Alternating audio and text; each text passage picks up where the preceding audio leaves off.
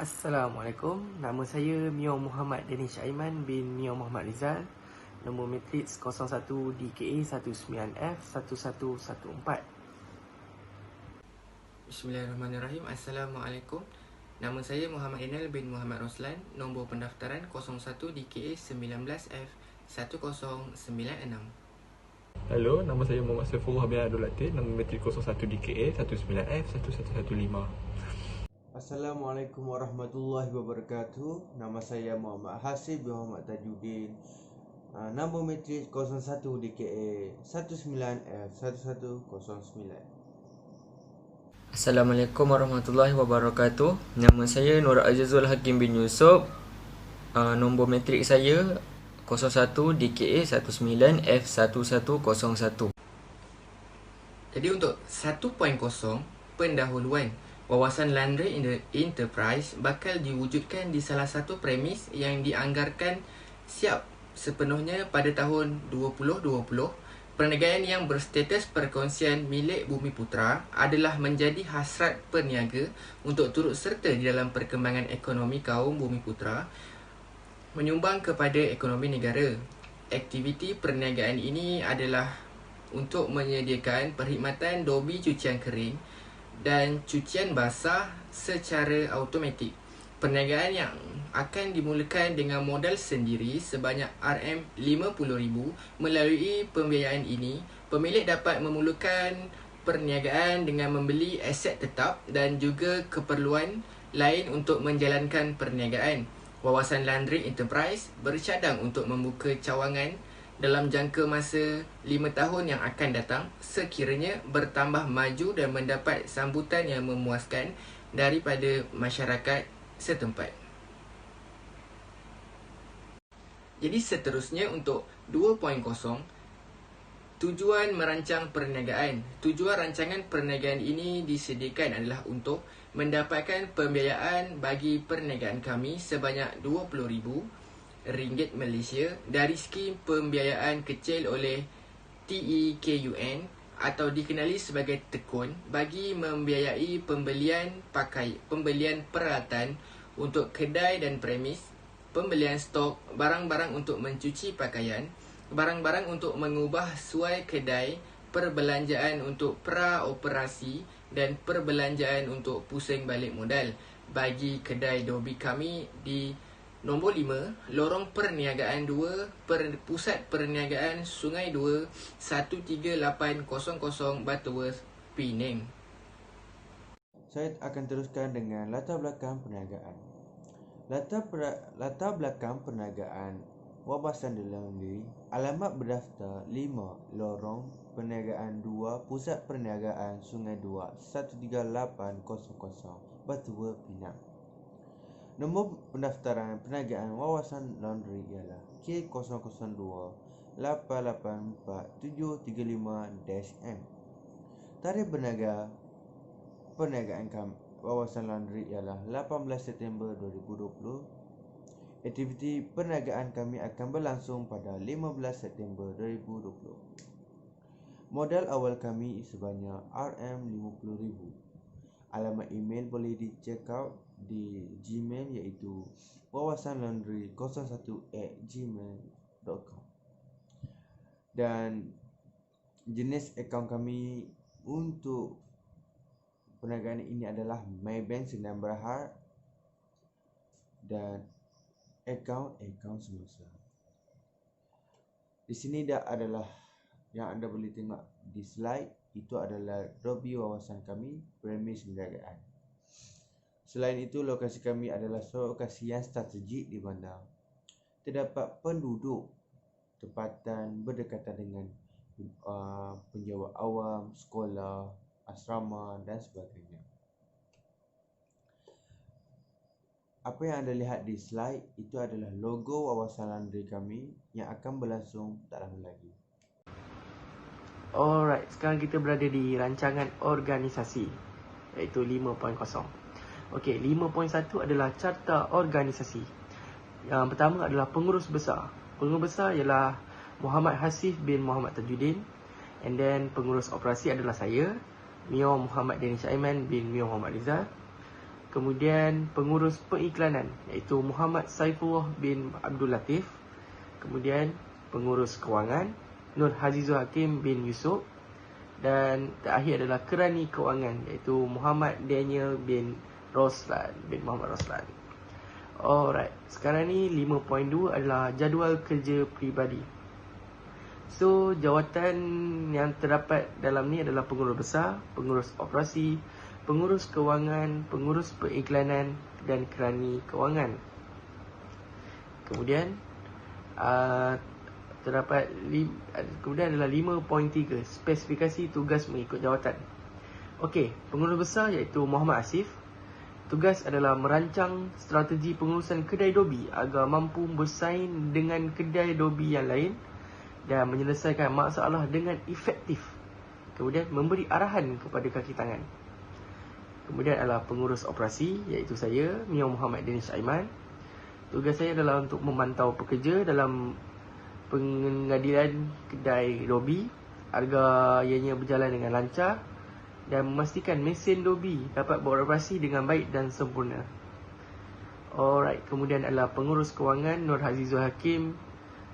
Tugasnya beliau adalah memantau perbelanjaan kedai dobi agar tidak berbelanja melebihi kos. Kemudian memastikan kewangan stabil dan memaksimalkan keuntungan. Dan kemudian memastikan pengiraan kewangan adalah tepat. Kemudian pengurus periklanan iaitu Muhammad Saifullah. Tugas beliau adalah memeriksa mesin dobi, mencuci, mengering dan menggosok pakaian pelanggan.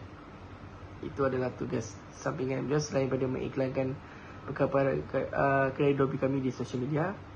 Kemudian adalah kerani kewangan. Kerani kewangan kami adalah mengira keuntungan, kos dan gaji pekerja, iaitu Muhammad Daniel.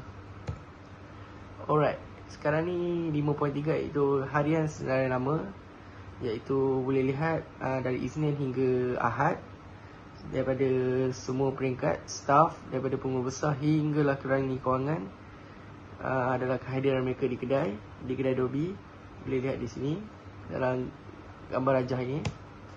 Okey, kemudian 5.4 jadual imbuhan atau gaji pekerja.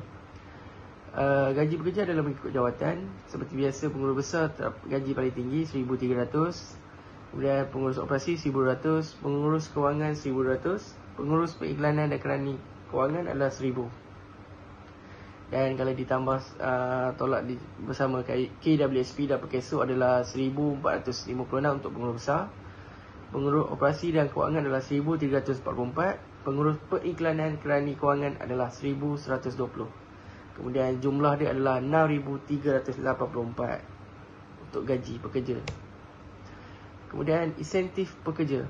Beberapa insentif akan diberikan kepada pekerja bagi menghargai jasa mereka yang telah disumbangkan dalam menjalankan tugas seperti cuti sakit, cuti tahunan dan juga bonus tahunan. Cuti tahunan, pekerja diberikan hanya 30 hari cuti tahunan tanpa dipotong gaji. Jika melebihi daripada jumlah cuti yang diberikan, gaji akan dipotong mengikut bilangan hari yang lebih. Iaitu kemudiannya adalah cuti sakit. Gaji tidak akan dipotong jika pekerja mempunyai kelulusan daripada doktor yang berdaftar. Kemudian adalah bonus tunai. Pekerja akan mendapat bonus tunai jika melakukan tugas dengan baik dan telah berkhidmat selama 2 tahun ke atas. Okey, itu saja daripada bahagian saya. Dan serahkan kepada kawan saya. Okey, tajuk saya adalah rancangan pemasaran. Saya akan tentangkan pasal rancangan pemasaran. Okey, untuk visi dan misi objektif kami. Visi kami untuk menjadikan dobi ini sebagai dobi terulur, dinamis serta berdaya menerusi perkataan berpasukan yang teguh dan mantap pada mata masyarakat sekeliling dan dapat memenuhi kehendak pelanggan dan menawarkan berbagai jenis basuhan dengan harga yang rendah dan berkualiti. Untuk misi kami, menjadikan meta yang begitu pantas dan fleksibel bagi mencapai tahap kepuasan pengguna secara 100% dan dapat memenuhi kehendak pelanggan dalam menawarkan berbagai jenis permintaan cucian pakaian dan fabrik. Okey, untuk objektif, berurusan dengan lebih efisien dan profesional terhadap para pelanggan, mengenal segala urusan mengikut tata syarikat mesti etika kerja dan menegakkan nilai di antara syarikat dan pelanggan, memberikan perkhidmatan berkualiti dengan menerapkan berbagai jenis teknik pemasaran, sentiasa peka dan bersedia terhadap setiap perubahan yang berlaku agar mutu perkhidmatan dipertingkatkan dari semasa ke semasa. Okey, untuk jenis-jenis perkhidmatan 6.2 jenis-jenis perkhidmatan. Adjustment ialah dobi pengering, dobi cucian basah dan lipat kain. Okey, untuk harga, penentang harga yang ditawarkan mengikut kadar pasaran biasa yang ditetapkan persaingan lain ialah untuk basuh RM5 dan untuk pengering RM6 produk. Perniagaan ini menyediakan bantuan dobi automatik 24 jam. Dobi contohnya dobi basuh dan dobi pengering. Ini memudahkan orang awam untuk mencuci pakaian. Okey, lokasi kami agak strategik kerana berada di tepi jalan yang besar dan mudah untuk pelanggan singgah dan mantap pakaian. Okey, sasaran pelanggan kami ialah pelajar, penduduk awam dan pekerja. Strategi pemasaran, kami memasang banner, kemudian memasang papan tanda. Lepas tu kami promote di social media dan membuat poster.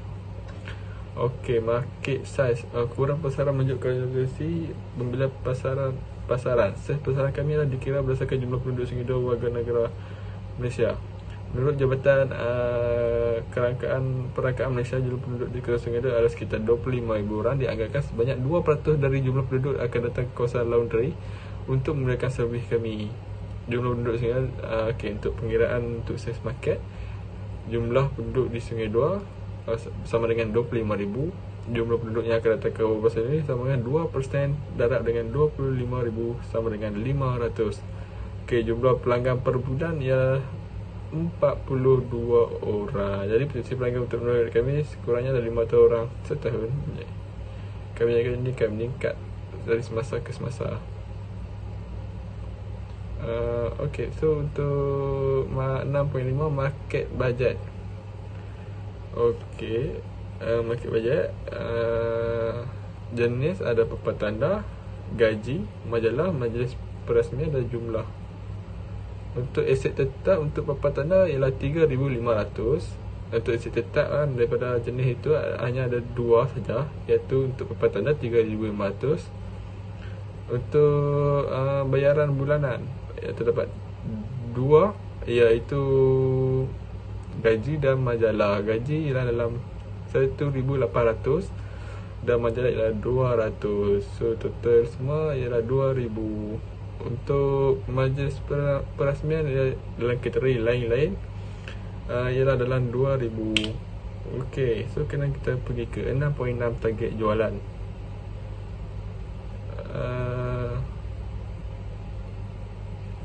Target jualan kami ialah dalam jualan sebenar ialah dalam 51%. Untuk 2019, untuk 2020 ialah dalam 72%. Dan untuk pada 2021 kami akan meningkatkan lagi kepada 78%. Okey, so untuk pergi ke pesaing perniagaan. Pesaing perniagaan ialah Ahmad Laundry. Kebetulan kekuatan dapat 3, Ahmad Laundry, Ali Laundry dan Lokman Laundry. Okey, untuk Ahmad Laundry, kekuatan mereka telah dikenali oleh ramai orang, telah berbisnes selama 4 tahun. Kekurangan mereka harganya mahal, penggunaan mesinnya tidak moden dan itu saja. Untuk Ali Laundry ialah kawasan terletak di tengah perumahan. Banyak kemudahan di Ali Laundry dan untuk kekurangan lokasinya agak tersorok, premis perniagaannya kecil. Okey, untuk Lokman Laundry, untuk kekuatan mereka ialah harganya berpatutan, promosinya baik, peralatan yang baru dan moden, dan untuk kekurangan mereka ialah baru dalam pasaran perniagaan. Reka bangunan tidak menarik. Okey, untuk 6.8 ramalan jualan. Okey, ramalan jualan seperti yang kita boleh nampak, semua totalnya ialah dalam RM199,500. Okey, semua totalnya daripada bulan Januari hingga bulan Disember. Campur sekali dengan cucian basah dan cucian kering dan servis melipat. Okey, so inilah untuk ialah kami punya 69, kami punya risalah wawasan dobi. Seperti yang kita boleh lihat, ada logo kami, cuci pakaian, mengirim pakaian dan lipat pakaian dan alamat sekali. Okey, so untuk kad perniagaan kami seperti yang kita boleh nampak, dibuka pada hari Isnin hingga Ahad, 24 jam setiap hari, dan tertera nombor kedai telefon, alamat dan Gmail. Okey, sekian daripada saya. Assalamualaikum warahmatullahi taala wabarakatuh. Bahagian saya akan membentangkan tentang rancangan operasi. Objektif rancangan operasi adalah untuk memastikan proses mencuci pakaian dapat dijelaskan dengan jelas, seperti aktiviti yang melibatkan jangka masa dan penggunaan peralatan. Rancangan operasi juga adalah untuk meminimumkan kos pengeluaran dengan output yang berkualiti, iaitu seperti Dolby Automatic. Objektif operasi ini adalah untuk memenuhi permintaan pelanggan yang tinggi. Okey, di bahagian ini saya akan menerangkan tentang proses merancang. Jadi proses merancang terdiri daripada peringkat-peringkat yang tertentu. Okey, yang pertama adalah proses mula, menukarkan wang kertas kepada duit coin ataupun token. Yang kedua adalah memasukkan kain ke dalam Dolby basuh atau mesin basuh. Yang ketiga, memasukkan duit shilling, duit coin ataupun duit token. Yang seterusnya, memulakan proses basuhan. Selepas itu, keringkan baju, sama ada anda mahu keringkan ya atau tidak. Yang seterusnya, keluarkan pakaian, sama ada anda mahu menamatkan sesi pembersihan pakaian anda ataupun anda boleh meneruskan pakaian dengan memasukkan pakaian ke dalam Dolby pengering. Masukkan duit token shilling yang anda telah diberikan tadi dan memulakan proses pengeringan. Sesudah itu, anda boleh keluarkan pakaian anda dan boleh menamatkan sesi pembersihan dan pengeringan pakaian anda di Dolby kami. Peralatan operasi seperti anda dapat lihat di dalam slide di atas. Terdapat 3 item, Dolby basuh, Dolby pengering, mesin tukar token. Untuk bahan mentah terdapat 2 item, sabun pakaian, pelembut pakaian. Dan untuk lain-lain peralatan terdapat kipas, lampu, kerusi, meja, peralatan-peralatan kemudahan yang berada di Dolby tersebut. Yang seterusnya, perbelanjaan bahan mentah seperti yang anda boleh lihat. Terdapat sabun pencuci, pelembut kain, dan anda boleh lihat amount dan total yang telah ditunjukkan. Okay, seperti yang anda boleh lihat dekat di slide tersebut, ini merupakan ruang operasi untuk Dolby kami. Terdapat jalan masuk, terdapat ruang melipat, terdapat ruang tukaran wang duit shilling. Okey, yang bulat berwarna biru itu adalah mesin basuh kami. Okey, yang ada ruang petak berwarna ungu itu adalah ruangan menunggu untuk customer menunggu pakaian mereka. Okey, di sebelah belakang pula ada Dolby pengering pakaian. Sekian sahaja daripada saya dan saya harap anda dapat faham dengan mudah dan jelas apa yang saya membentangkan sebentar tadi. Terima kasih.